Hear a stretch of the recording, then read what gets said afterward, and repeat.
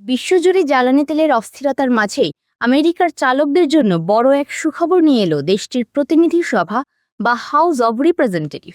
এখন থেকে দেশের সারা বছরই বিক্রি করা যাবে 15% ইথানল মিশ্রিত গ্যাসোলিন বা E50।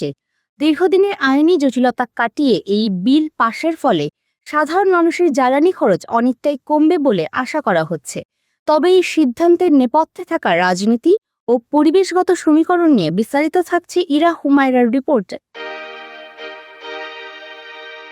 পকেটের উপর চাপ কমাতে এবার ইথানলের দিকে ঝুঁকছে আমেরিকা। মার্কিন হাউসে সম্প্রতি একটি ঐতিহাসিক বিল পাশ হয়েছে, যা গ্রীষ্মকাল সহ বছরের 365 দিনে E15 গ্যাসোলিন বিক্রির অনুমতি দেয়। এতদিন বায়ু দূষণ রোধে গরমের মাসগুলোতে এই জ্বালানি বিক্রিতে কড়া নিষেধাজ্ঞা ছিল। এই বিলের পক্ষে সরব ছিলেন কৃষি প্রধান অঙ্গরাজ্যগুলোর প্রতিনিধিরা।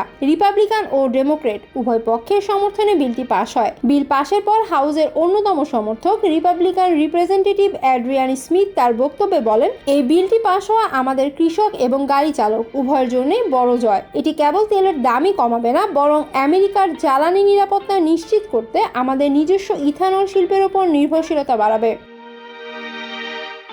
আমেরিকার ইথানল মূলত ভুট্টা থেকে তৈরি হয়, তাই এই সিদ্ধান্তে উল্লসিত দেশটির ভুট্টা চাষিরা। তবে মুদ্রাস্ফীতির এই সময়ে বাইডেন প্রশাসনের ওপরও চাপ ছিল জ্বালানির দাম কমানোর, কিন্তু এই খুশির জোয়ারে কিছুটা কাটা হয়ে দাঁড়িয়েছে পরিবেশবাদীদের উদ্বেগ।